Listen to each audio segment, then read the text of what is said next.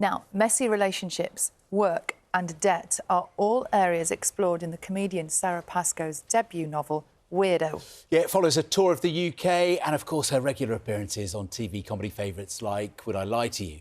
We will chat to Sara live here on the sofa in just a minute, but first, let's have a look at her in action. Hearing out, I think theatre is diabolical. Look, I do, look, and also, I'm aware, if you're a performer of some kind, if you're an actor, look, please don't be offended. I don't mean being in the play. Obviously, if you're the person in the play that gets to put a wig on and walk up and down and move your arms and project your voice, saying things like, I think you'll find you're contradicting yourself, Alan. So the process is you pour the oil, 3 dots, into the water. If they stay separate, you're cool. But if they all meet up together... Έχουν ενωθεί. Έχουν ενωθεί. You're in trouble. Έχεις μάτι. Τη ματιάσανε. Λίγο τα χείλη. It means that you got the evil eye. I knew it. People are jealous of me. The evil eye. Yeah. You're giving us the evil eye now. No. What is Very it? happy to be here. I never knew that about you. But that's an extraordinary moment, isn't it? And that's part of, I think, why people love you so much. Those quirky little moments where, you know, surprises happen like that. And you show us that side of you that perhaps is a little bit unusual. I think the thing about being a weird person, I was called Your weird words. at school. Yeah, I know. I can sense that's where you were heading, is that you think you're being completely normal. Yeah. And it's when someone else... This is why I fell into stand-up comedy, because I was saying things that I thought were quite, you know, don't we all do this thing? And the audience were like, no, that's just you. No, but I've got this theory. You say that you sometimes might feel, or that your characters feel like a person who is mad pretending to be normal. Yeah. But doesn't everybody feel a little bit like that? I think so. I believe so. We're all kind of doing an impression of a more normal kind of person, Yes. aren't we? Yeah. We're all masking, aren't we, all Yeah. the time? We're all a little bit weird. It must be really hard on live TV. As we prove Yes. every morning. Not saying Trying everything not that to be comes weird. into your mind. Yeah. Sometimes we do. And then remember that we're on telly. Yeah. But, I mean, Weirdo is the name of the book. Yes. And this is very much... You say that you fell into stand-up comedy. Yeah. Have you fallen into fiction, or does this feel like a deliberate route? Did I write it on purpose? Yes, yeah, I definitely did. So I did an English degree, sort of, you know, when you do, in my 20s, and I really love reading. And I really, really wanted to make sure I'd read a lot before I dare even start trying to write a novel. And when I did start writing it, I didn't pitch it straight away because I really did want to find out if it was going to be good enough. So it definitely was an intentional act. And I'm quite pleased with it.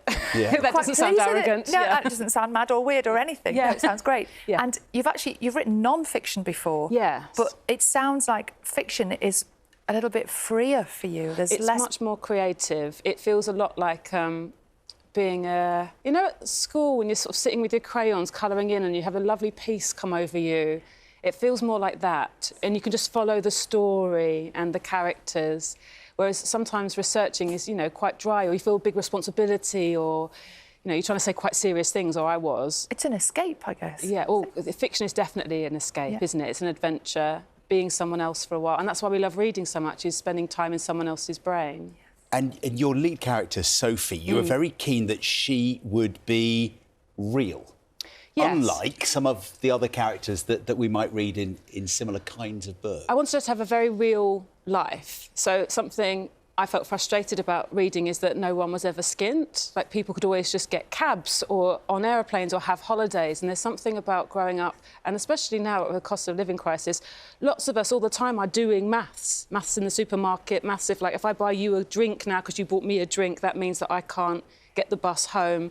I really wanted, you know, not having enough money to sort of drive plot as well. You end up doing things or not doing things when you have the restrictions of not having as much money. And it's really frustrating.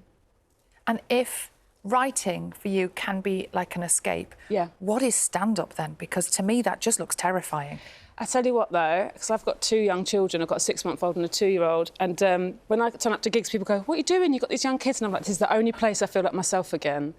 I do bedtime, you know, in the dark, like, go to sleep. And then I go to a gig at 9 o'clock and suddenly I'm like, hello! And I feel like myself again, yeah.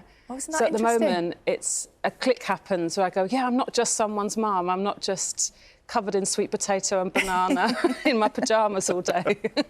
But balancing stand-up and fiction, right, is that something you want to keep doing?